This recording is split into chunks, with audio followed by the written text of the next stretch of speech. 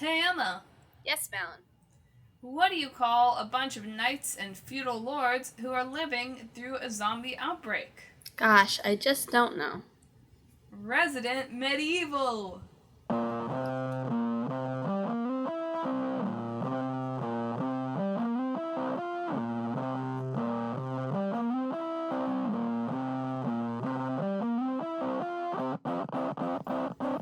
Hello, and welcome to Talk This. It's dangerous to podcast alone.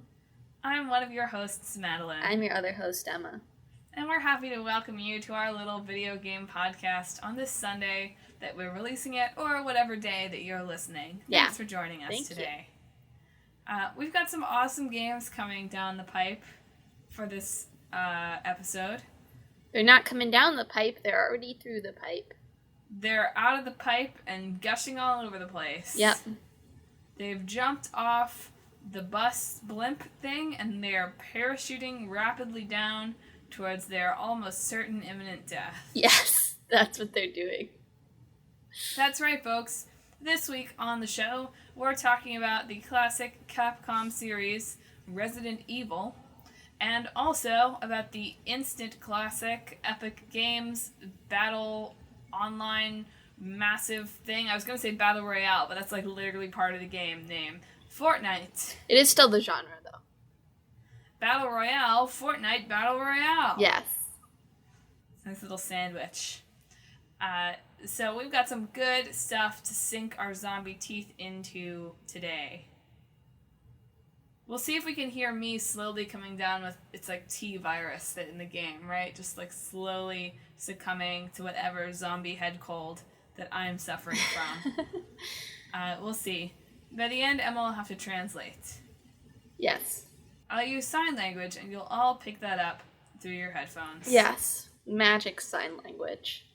So, I guess without any further ado, we'll jump into our old game, which is Resident Evil, which I can talk a little bit of the background of. Sure. I love showing off when I've actually done my historical research. So Resident Evil, pretty famous video game series. You've probably heard of it, even if you aren't considering yourselves a big video game fan, in which case, do drop us a line about why you're here. Yeah. Because I'm interested. Yeah. But the first Resident Evil was released in 1996 for the PlayStation. It was also ported to the Sega Saturn. I always think it's so funny when it's like, this game was released on a Sega system. It's like, LOL. There used to be more than 3 companies. Yeah. Well, back when Sega was making stuff, I don't think Sony was making stuff, so. Fair enough. But still, there used to be a company that wasn't the 3 that I always think of. Yes. Who had consoles. Yes. It's funny. It was originally known as Biohazard in Japan. It's still known as Biohazard in Japan, I'm pretty sure. That's true. Not just originally, but always known as Biohazard in Japan. There's a pretty rough name, I think. Biohazard. That's a tough sell. I guess. I don't know. It's not as what does catchy Resident Evil even mean? It's about the evil that lives among you. Ah. It's about a aspiring doctor who turns dark. Resident Evil. Coming to CBS this fall. It's not, though, right? That's not what it's about. I was like, No. that doesn't sound familiar. No, that was a joke about medical resonance. Okay. Yeah.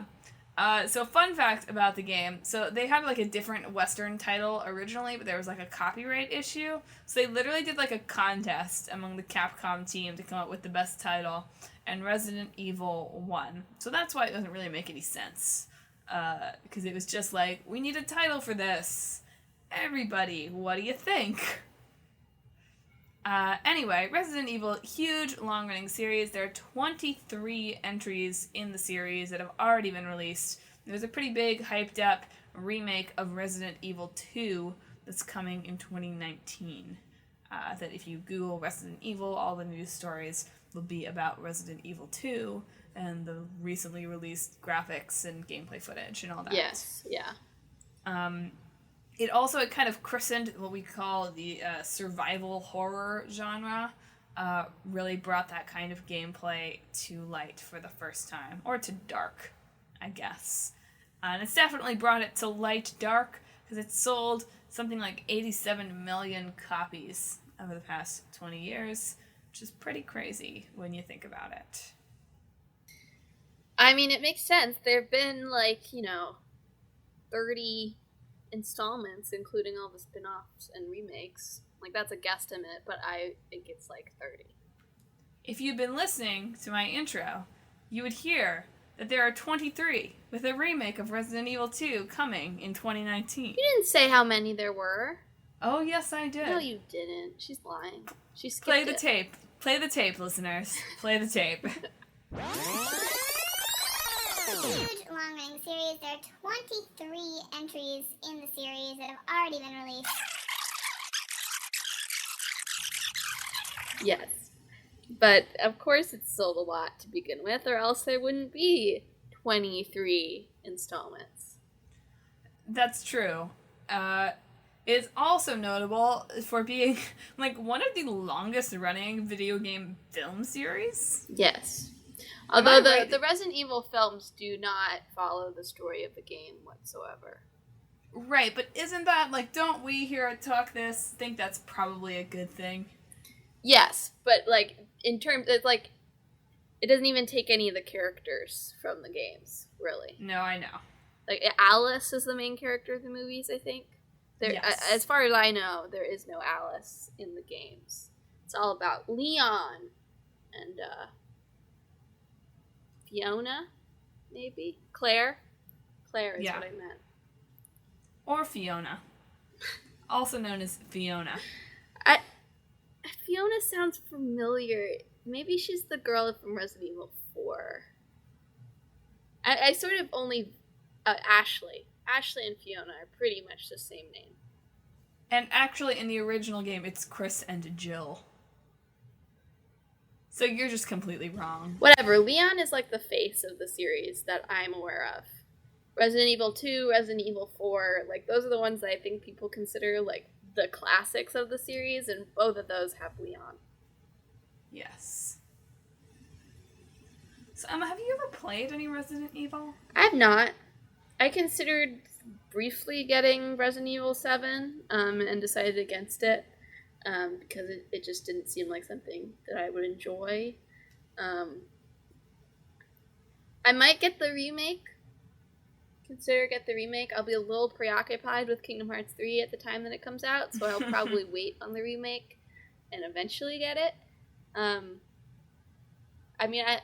only survival horror game I've played is The Last of Us, which, I believe is relatively similar to some of the Resident Evils. There's certainly a differentiation of style, starting with Resident Evil 4, which focuses more on sort of the jump scare action part as opposed to the sort of environmental horror, I guess, if that makes sense. Yeah, and Resident Evil 4 was a big shift for them in development, because it's when they switched from releasing games on the PlayStation to being GameCube exclusives. Mm-hmm. Technically there's a pretty well-received remake. It's called people refer to it as the remake, capital R-E, because it's Resident Evil. It came out, I think, in 2002 or 2003 of the original game for the GameCube. That was pretty well received, and so that sort of started their GameCube era. And then there's Resident Evil 4, which is, a lot of people's favorite entry in the series. Mm-hmm. Yeah, I'm very surprised it took them until now to make a remake of any of their other games. Well, they've been so busy releasing so many of these games. I guess if you have this never-ending well of Resident Evil-related creativity... They've actually been making new content as opposed to always regurgitating the same stories onto new systems, right? Although, to their credit, and I realize so far we have talked literally nothing about, what are these games about? How do you play them? Sorry, well, listeners. You mentioned it's a survival horror game. Which, you knew what you were signing up for. Which, even if you haven't played video games, you can sort of imagine what it means by survival horror. So continue to imagine. We'll eventually get around to talking about what the games are about. But yeah, so there's been, apparently in this remake of Resident Evil 2, though, they are changing some stuff. reimagining the characters, changing some of just like the gameplay. Apparently they considered making it first person, which, you know, my first person hating heart like sings that they didn't do that. Well, 7 was first person. I know, but like we have enough first person shooter type games out there, don't we? Like we just have enough. I guess so, yeah. Let's take a pause on them for a year. I mean, what's the difference really between a third person and a first person shooter in the end? I'm better at third person shooters. Okay. That's but people were very upset about Leon's face. That's mostly what I got out of that after E3. His face? His face is different. They've like used actors and like digitized their faces. So it looks a little different. Okay, these people do realize Resident Evil 2 was released like fully before the turn of the millennium, right? Yes, but Leon's been in like different games since then on better systems. So he's had the same face. It has to have changed over the course of time, though, right? It's probably become a little less blocky, sure. Yeah.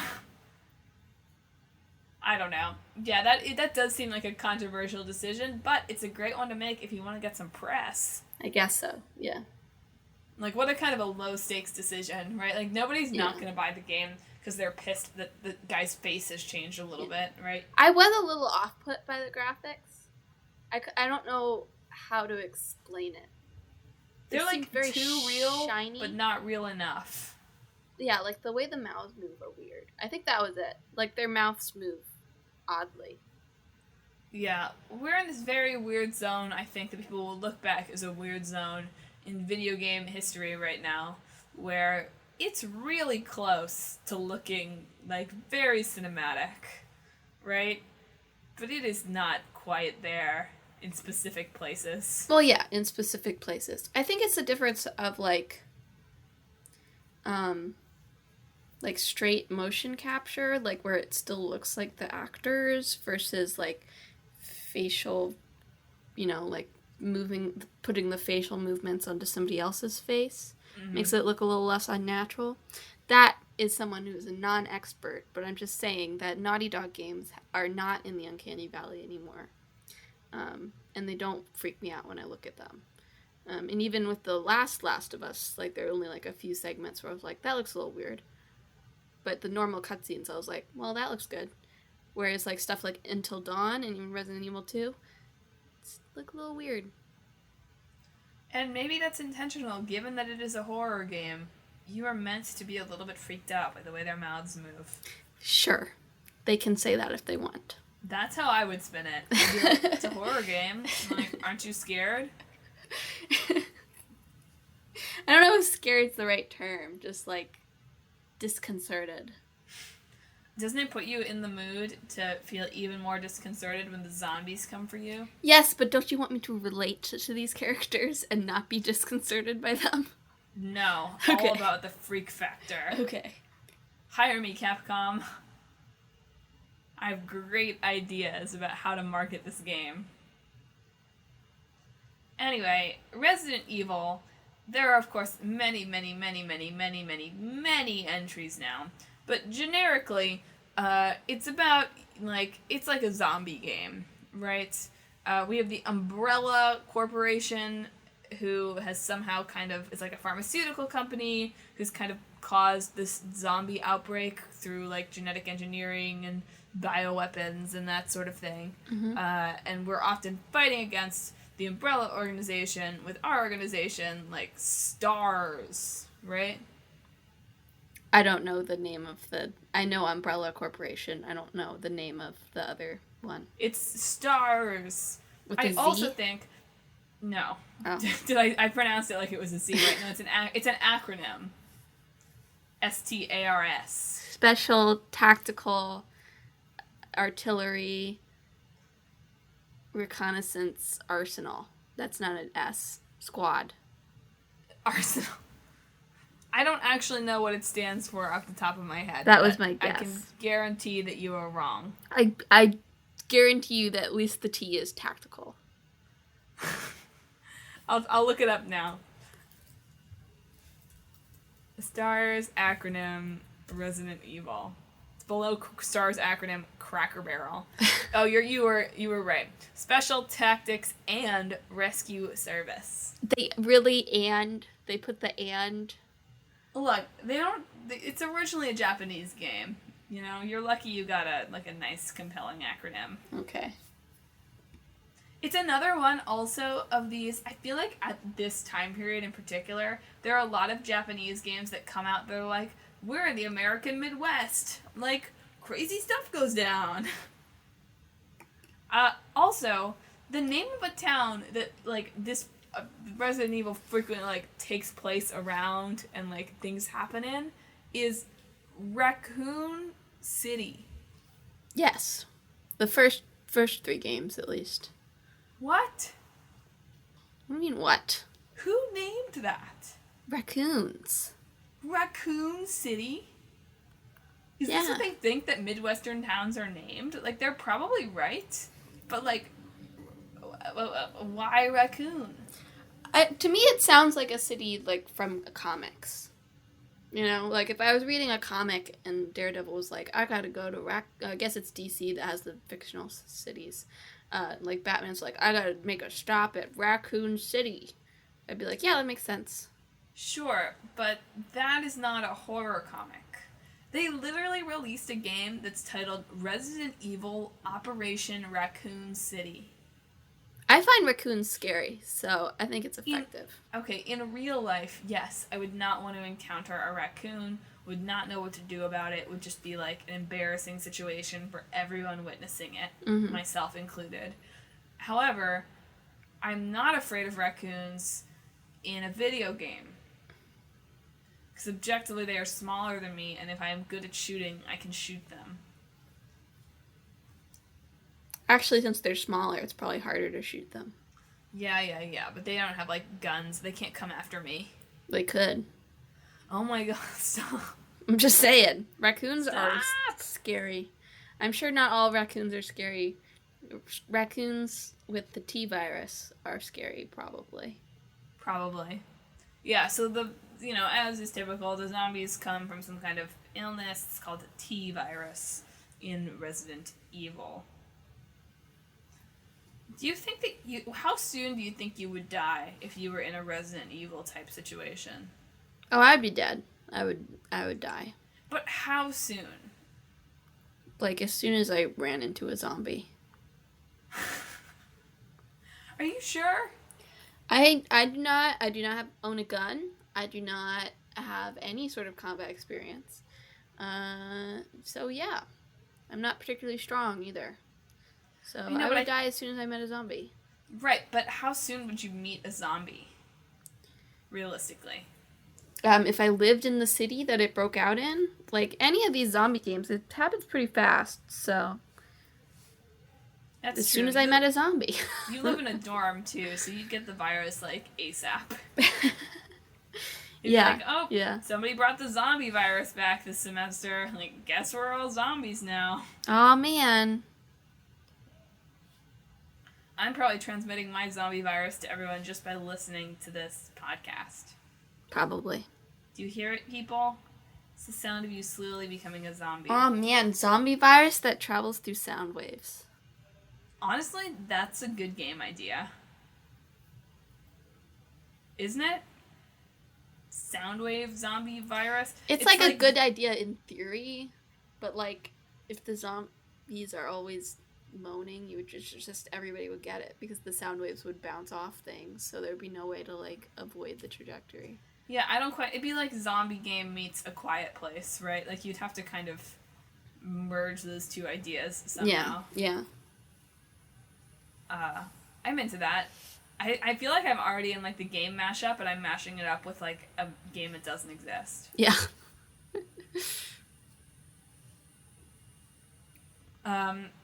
Anyway, there's also been talk, of them remaking the remake of the first game. Well, I mean, if it's on the GameCube, does it really count as a remake anymore? What do you mean? Where are you gonna get that? Well, that's part of what I wanted to bring up. Is like I kind of feel very eye-rolly whenever there are remakes of of anything, right? I'm like, can't we have an original concept for once? But in video games, it does feel like, and in a lot of ways, it feels like a waste of time, right? Like these people are clearly talented and creative. They should be working on something else, not having to be like awkward video game historians. Like I know they're gonna make a ton of money off of it, of course, because people are gonna want to play it. But the reason they're going to make a ton of money off of it is no one can buy the original. I don't know. I'm sure that is an issue that will be solved eventually. Just like when we had those things, it's like things like the Bible, for instance. People had the Bible before the printing press was made, so they remade the Bible. Essentially, that's like the metaphor, right? There were books before people could all get books, and even when the printing press was made, it still took a long time, and so there's like been innovations in that, and now we have really old books that go through reprints because people still want to read them and they're still important, right? And that's something true. that we can do, and hopefully in the future, like how much farther can graphics go, right? So that's not going to be a barrier anymore.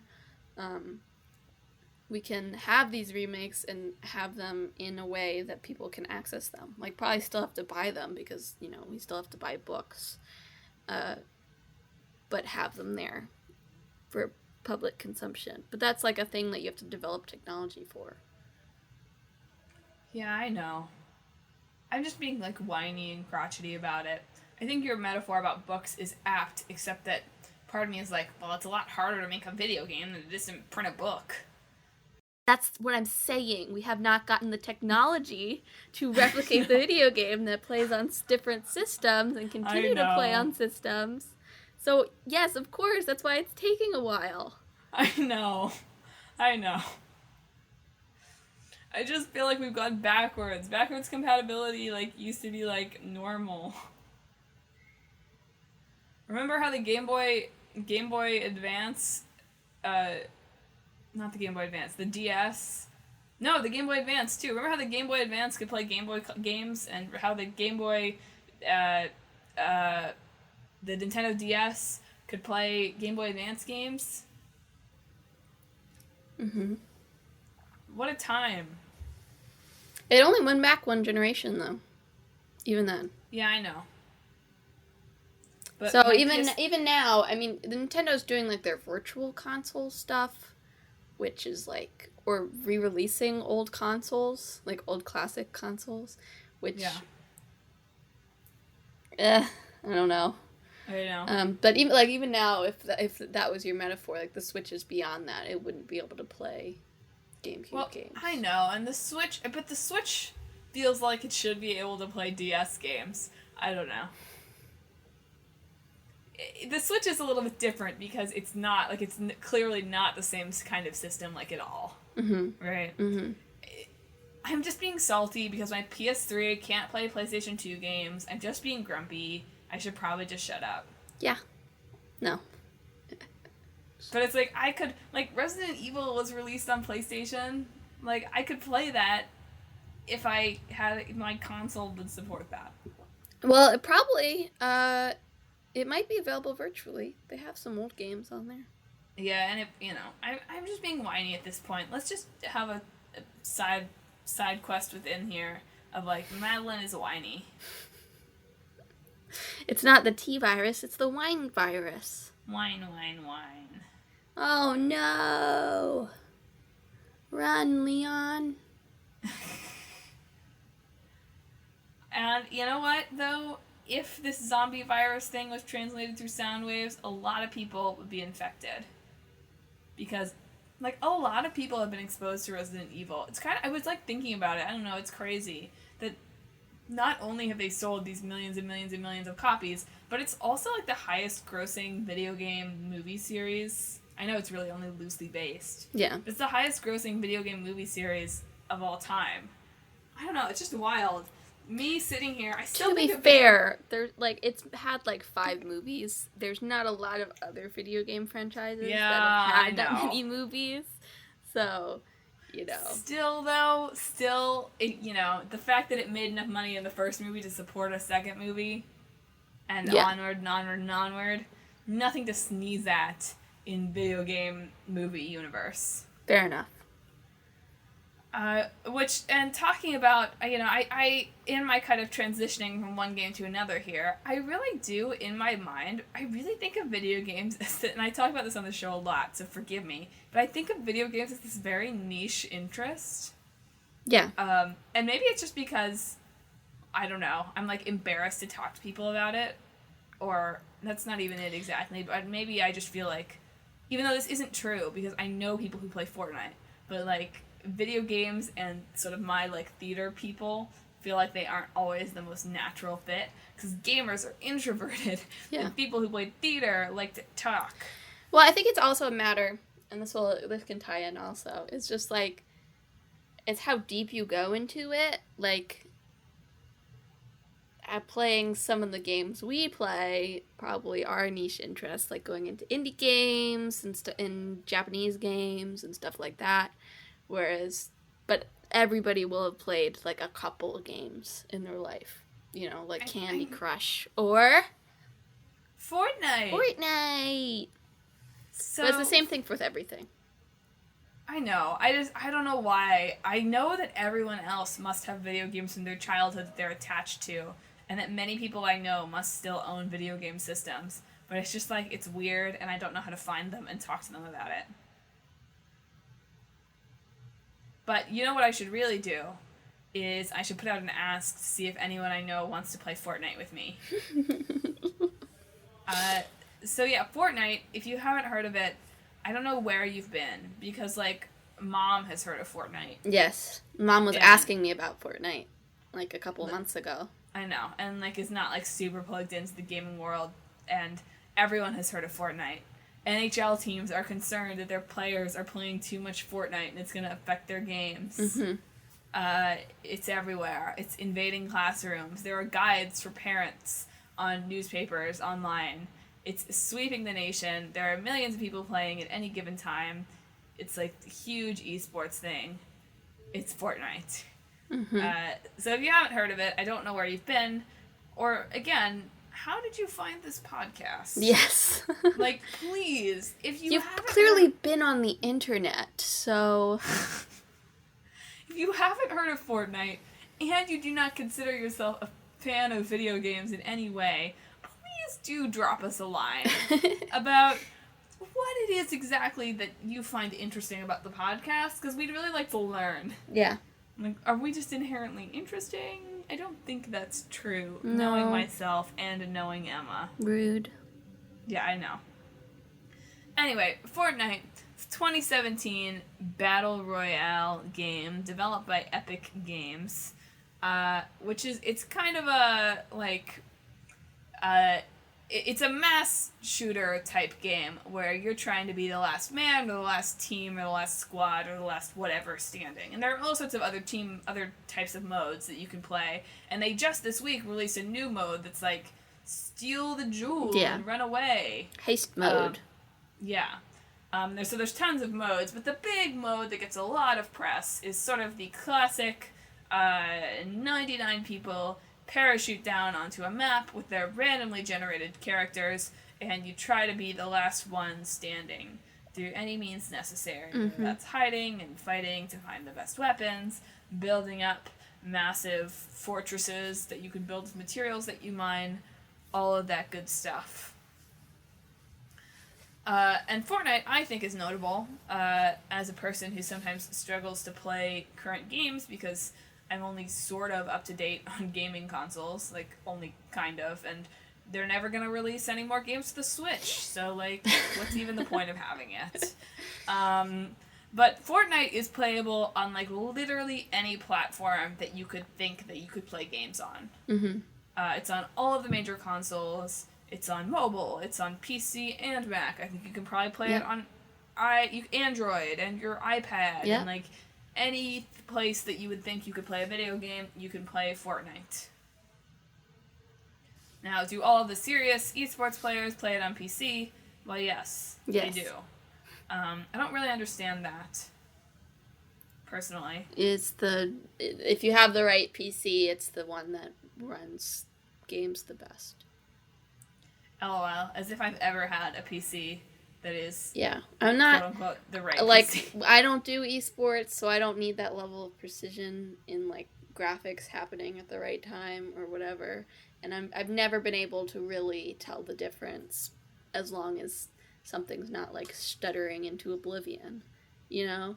So I've never been interested in like the PC master race or whatever the meme is. Yeah. But it runs games the best because it will be the most high-powered thing. So I know what you're thinking, listeners. An online, massively multiplayer shooting game? Ugh, lame that the Talk to Sisters have never played this. This seems like way outside of anything they would ever touch in a 10-foot pole. Well, listener, give us a little more credit here. Yeah. It's a free-to-play game. Yeah. That we can play together, despite not being in the same city. Yeah. It's like local co-op, but it's not. Yeah. So yeah, Emma and I did both download Fortnite and play together this week. Emma, I wanted to know your thoughts on your Fortnite experience. I was very confused most of the time. I mean, I've never played a shooter on the Switch, for one thing. So, like, we had to figure out what the controls were. I mean, it's not that much. Yeah, that was one thing. It's not that much different, but the Switch controller is not as familiar to me as the PlayStation 4 controller. So, like, whenever both of us got into an attack situation, we were dead. Like, whatever.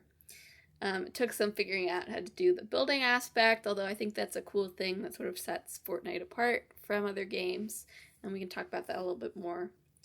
Yeah, it was fun. I can totally understand why people get, quote-unquote, addicted to it, and want to keep playing it, because they're very short rounds. Like, even if you last very long, which we sort of accidentally did a couple of times. Give us some credit. Not accidentally, there was a strategy. The strategy was avoid everyone. Oh, okay, sure. The couple of times we managed to land away from other people, just like run from the storm because you forgot it was coming. Yeah. I think the sort of performative aspects it puts on of like the different events that happen and like the weird rift gravity things that is happening is very cool also for keeping players engaged. Generally, I just think that Epic knows what they're doing. So yeah, it's not a game that I would ever be tempted to spend money on. Yeah. Just because I don't think I would ever be good enough to do so. Yeah. But I guess I understand if you really are serious about it, how you would be tempted. But does the money do anything other than cosmetic stuff? I feel like you can buy stuff.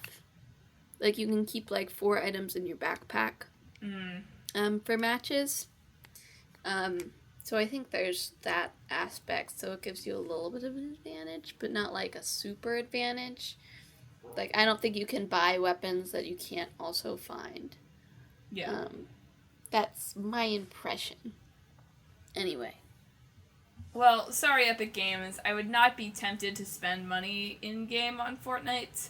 However, it's definitely a game. Josh and I were trying to play together. It's like too big a file for his Mac, right? He doesn't have space on his Mac to download it. So we were just trading off. And I just want to brag, I got to the top 5 in a match. Wow, Madelyn.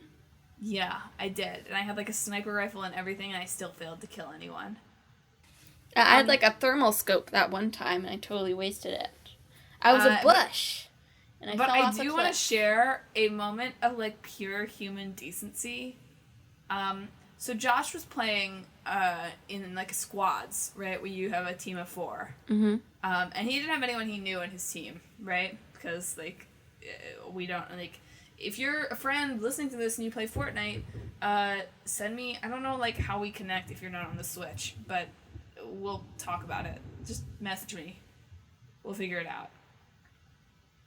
But yeah, so he was playing with a bunch of just like 3 randoms. And you know when you're playing on a team, when you get killed, you go into this like crawly mode, right? Mm-hmm.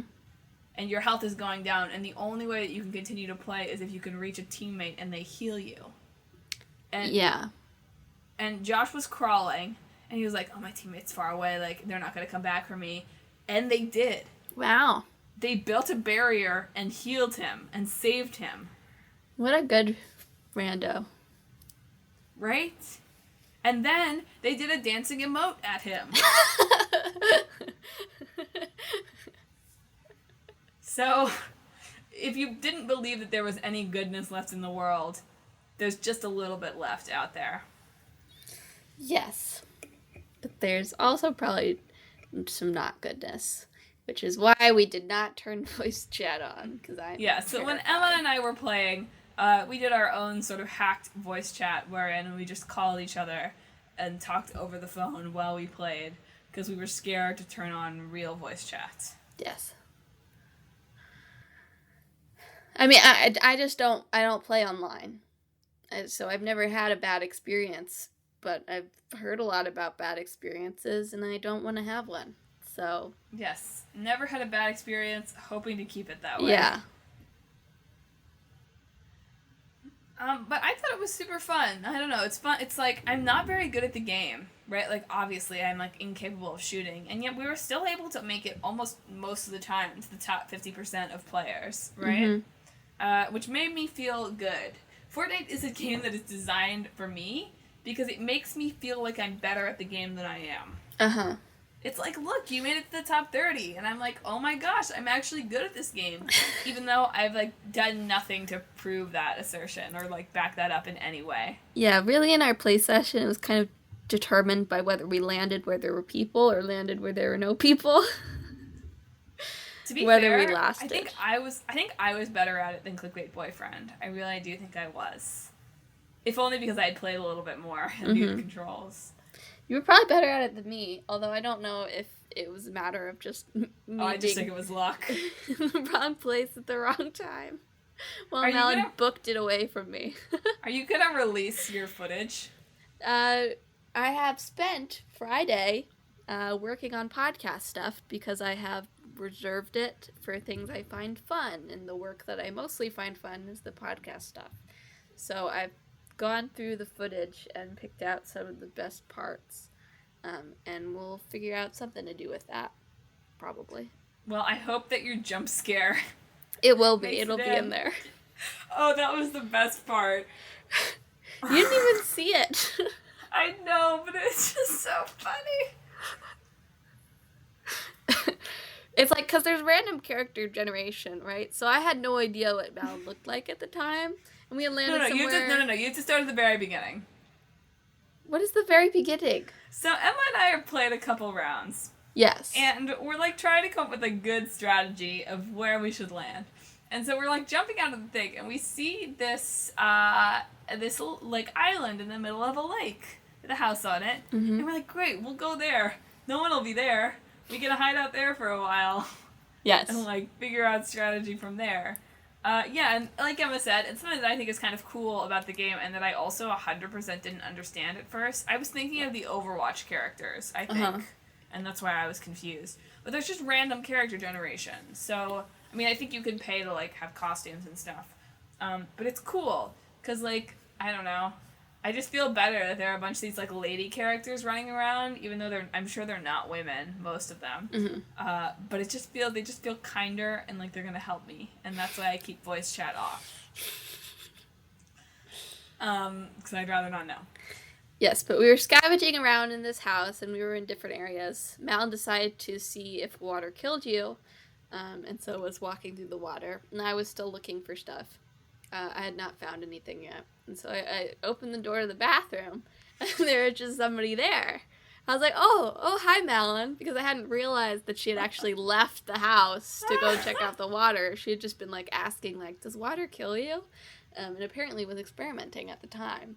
And I hadn't seen Madelyn's character yet. So, and I wasn't looking at the map. Like, if I had, I probably could have realized that it wasn't Madelyn. But it's just, like, there's just, like, a beat. And I actually said to Madelyn on the phone, like, oh, hey! And there's like a second, and then I was like, oh no. And I didn't have anything, so I just started hacking away with my pickaxe, but the other guy already had a gun, and so shot me, and then I died. But I'm pretty sure I also scared this player. Because there was definite delay. Like, they were not waiting there to ambush somebody. They were just, like, scavenging, and then the door opened. It's so funny. Ugh. And I think we would be remiss to talk about Fortnite without talking about... Although I saw something today that was like, maybe somebody beat this, but the most kills, like, in a single, like, moment by a player.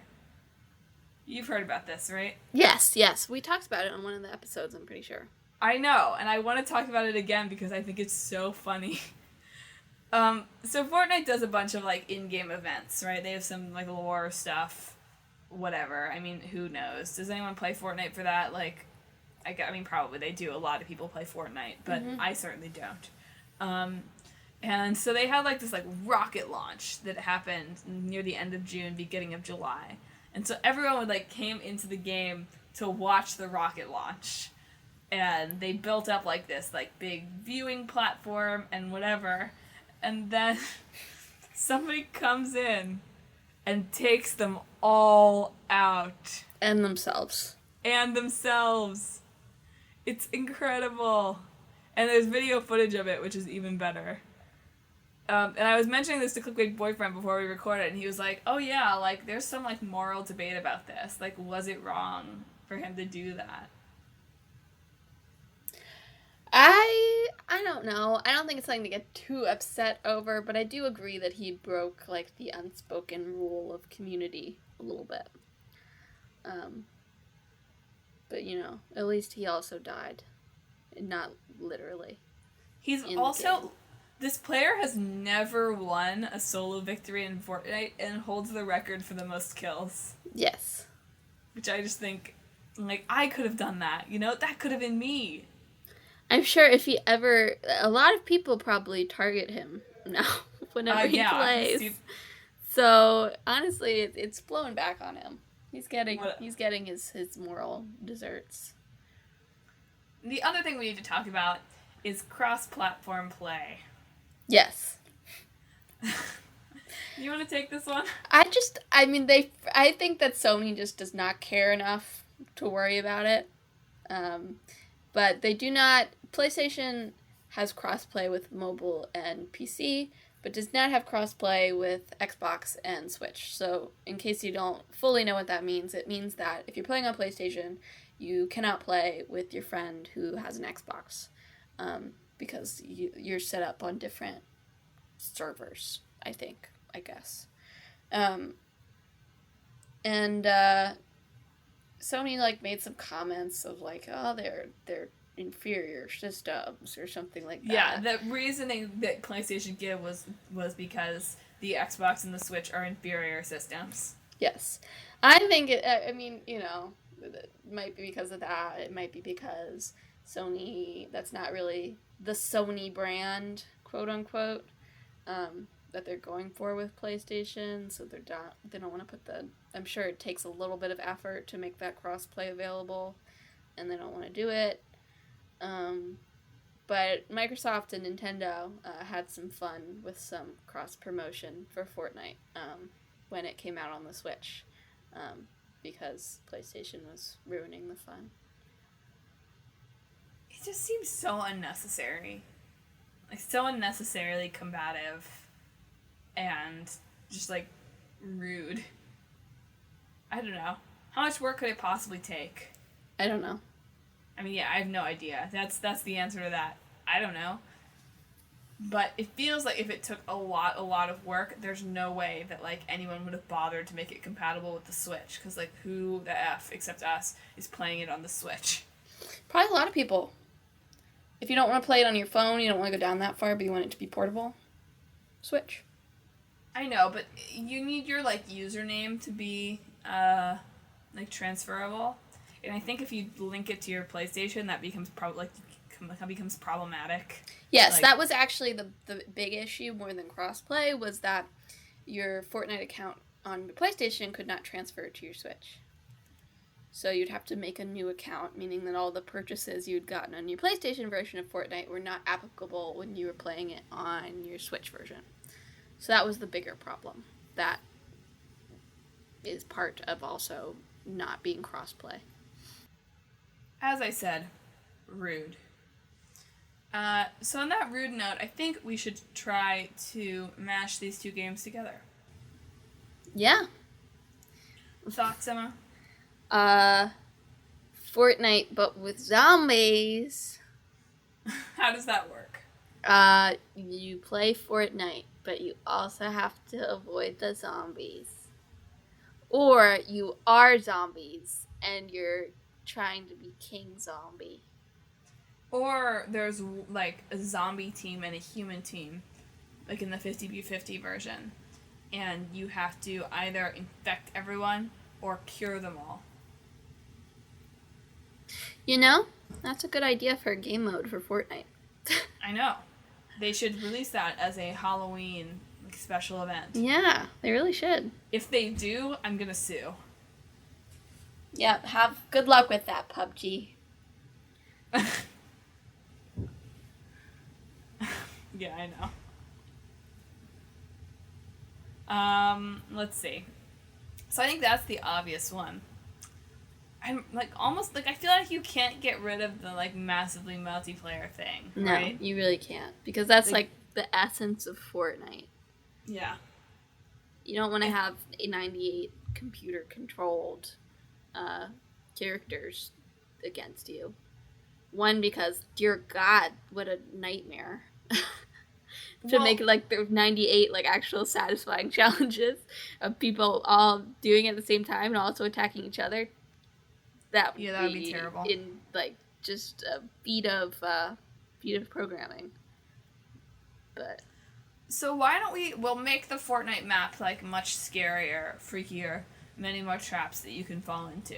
Lots of raccoons. Lots of raccoons. Raccoon Town would be a name of one of the places. We get rid of the cartoony look and make it sort of photorealistic. Yes, I like that. I like that. Blood everywhere.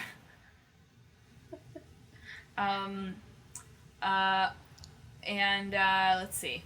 Yeah, and so then there's like just much more traps in the environment, and sometimes like touching things can turn you into a zombie. And like your weapons, like if you're doing it like not 50v50, if it's 50v50, it's like part zombies, part people. I think that works. But if it's more just the classic 99 people, all for themselves or whatever, then it's like your weapons don't shoot bullets; they shoot like zombie things. But when somebody gets turned into a zombie, they can return to the lobby like they would, like we did, because we never like stay to watch the end of the match. Mm-hmm. Although Clickbait Boyfriend stayed in when he died one time and like learned a lot by watching the person that killed him, apparently. But like you shoot like zombie potions. You can either quit or you can continue to play as a zombie and like try to bring people down. Although like for no points, obviously. Yeah, just for pure chaos. What do you think? Sounds good. I think that sounds good. It sounds relatively solid as far as crossovers go. Yeah, I think so too. As our games go, it's positively makeable. Really? Honestly, I think some kind of zombie mode would be a good addition to... Guarantee for Halloween. Like, guarantee they have something that's kind of like that. Well, probably for one Halloween. I don't know. We'll see. We'll watch in October. Anyway, Emma, why don't you get the hat ready while I do our little social media spiel? The hat quotation marks. Yeah, I know. Hey, did you like this episode? Well, you can find many, many more. We're coming up rapidly, I think, on episode 100, which is crazy. Well, episode 100 counting our side quests. Well, sure, yeah, counting the side quests. But we've got a huge back catalog that you can check out, and we are available basically wherever podcasts are not sold. So you can find us on Apple Podcasts, we're on Google Podcasts, we're on Stitcher, we're on TuneIn, we're on Spotify, we're on pretty much any podcast site you could find. If we're not on your preferred podcast vendor, send us a note and we'll work on getting our show up there as soon as possible. So you should subscribe so you can catch what we're up to every Sunday at noon. And if you liked what you heard, or even if you didn't, leave us a rating and a review, why don't you, telling us what you think. If you want even more Talk This content, if once a week isn't enough, you can check out our website, www.talkthispodcast.com, where you can read more about Emma and me, actually. You can read more about Emma and me if I'm being grammatically correct. You can see what games are in the hat that we're about to pull from, and you can read our blog. Emma, talk about the blog. I'm about to cough. Our blog has lots of fun content that adds on to the podcast. And the stuff we talk about there. We've got weekly things that sort of summarize our podcast that makes it easy to share. So, like, if you like an episode, you can send them to the website, and then they can pick out where they want to listen to it. It's also got our split screen, where we're watching My Hero Academia and Boys Over Flowers, which is a bit of, like, an off-topic thing, but still within, like, the nerdy sphere. Madelyn also writes up Clickbait Boyfriend as he's playing his way through Birth by Sleep now in the Kingdom Hearts series, because we've subjected him to that and ruined his life, essentially. And we also have, not as regular series, we have like Game Thoughts and Buzz This, and sometimes we watch other things in addition to Split Screen, and I might be starting a series with the like mini Game Thoughts that I get games from my Gamefly subscription, and we also have a YouTube channel where we have content like Play This, which is what I make. It's about gameplay and storytelling. The Adventures of Noodletus is... When is that coming? Scheduled to come out sometime either this week or next week. I'm going to be working a lot on it. I worked a lot on it on Friday. So it may already be out, but I'm not sure. But you would know if you subscribed. Yes. This Sisters on YouTube. Yes. And there's also various other stuff that is sometimes up there that you can check out.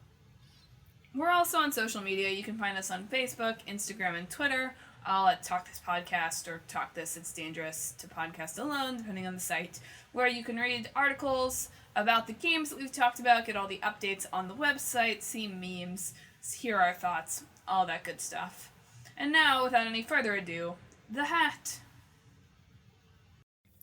So, the old game is Doom. Doom, doom, doom.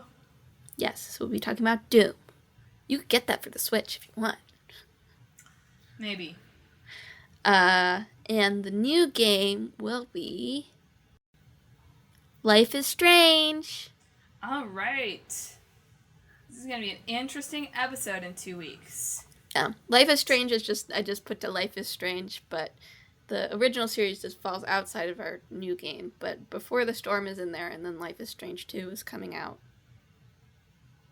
Well, soon. We'll talk about all of the above, likely. Yes. So tune in 2 weeks to hear our Doom Life is Strange episode. And Oh, come back God. next. Sorry, I just was thinking about the mashup. Sorry, continue. It's gonna be delightful. And then tune in next week for one of our side quest episodes, where you'll hear more of our video game thoughts out of the context of specific games. But Emma, do you want to wish the good people well this week? I hope you get